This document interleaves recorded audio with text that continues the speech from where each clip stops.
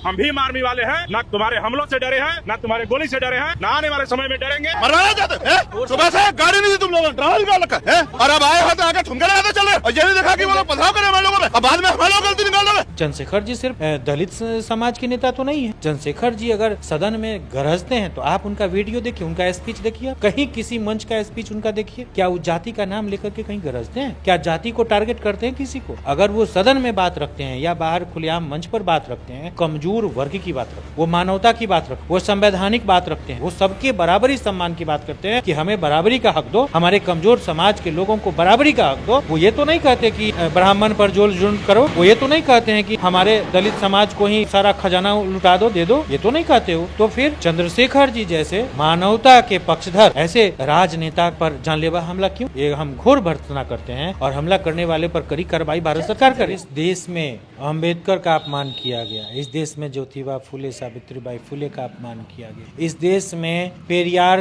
के साथ अपमान किया गया, तमाम आप लोहिया जी, कर्पूरी जी, जननायक कर्पूरी जी के साथ उनके पिताजी को पीटा गया था जब वो मुख्यमंत्री थे, उनको गालियां दी गई, चाहे वो राम नरेश यादव हो उत्तर प्रदेश में, जगजीवन बाबू उप प्रधानमंत्री थे, उनको गालियां दी गई थी। कुशवाहा समाज से आने वाले, क्या वो सिर्फ कुशवाहा समाज के नेता थे जगदेव बाबू? नहीं, वो भारतीयों के नेता थे, वो भारत के तमाम कमजोर वर्ग के नेता थे, कोई किसी जाति विशेष के नेता नहीं थे। उनको गोली मार करके हत्या कर दी गई। क्यों? ये उस ढर्रे के लोग हैं, ये उस घिनौनी विचारधारा के लोग हैं, विषैले विचारधारा के लोग हैं जो जातिवादी वर्चस्ववादी नजरिए से समाज को देखते हैं। आज चंद्रशेखर जी कोई एक जाति के नेता तो नहीं है, चंद्रशेखर जी सिर्फ दलित समाज के नेता तो नहीं है। चंद्रशेखर जी अगर सदन में गरजते हैं तो आप उनका वीडियो देखिए, उनका स्पीच देखिए, कहीं किसी मंच का स्पीच उनका देखिए, क्या वो जाति का नाम लेकर के कहीं गरजते हैं? क्या जाति को टारगेट करते हैं किसी को? अगर वो सदन में बात रखते हैं या बाहर खुलेआम मंच पर बात रखते हैं, कमजोर वर्ग की बात रखते हैं, वो मानवता की बात रखते हैं, वो संवैधानिक बात रखते हैं, वो सबके बराबरी सम्मान की बात करते हैं कि हमें बराबरी का हक दो, हमारे कमजोर समाज के लोगों को बराबरी का हक दो। वो ये तो नहीं कहते कि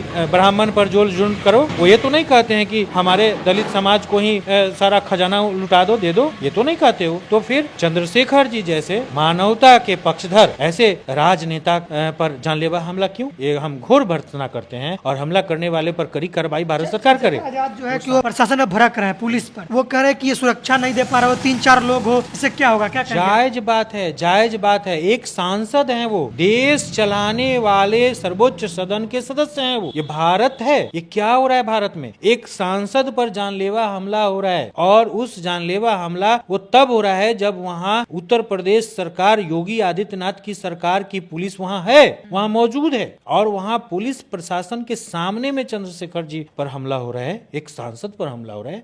ये क्या मामला है? ये सारा जो है ना, ये षड्यंत्र है, ये बहुत बड़ा जातिवादी वर्चस्व का षड्यंत्र है। ये भाजपा हमेशा से महिला बेटी विरोधी रही है, महिला विरोधी रही है, ये दलित विरोधी रही है, ये पिछड़ा अति पिछड़ा विरोधी रही है, ये धर्म का ख्याली पुलाव दिखा करके धर्म धर्म धर्म धर्म का प्रचार करके और ये तमाम संवैधानिक मूल्यों का हनन कर रही है। और उसी आड़ में जानलेवा हमला, आप चंद्रशेखर जी का जान ले लोगे और भारत के 90% जनता मुंह पर पट्टी बांध के बैठेगी। उनको सोचना होगा, इतना गंभीर मामला ये दोबारा ऐसा न करे, चंद्रशेखर जी को कड़ी से कड़ी सुरक्षा मिले और उन तमाम प्रशासन के लोग, प्रशासन के पदाधिकारी, पुलिस पदाधिकारी जो वहाँ मौजूद थे, जिनके मौजूदगी में हमला हुआ है, उन पर कड़ी से कड़ी सरकार, कड़ी से कड़ी कार्रवाई करवाए करे।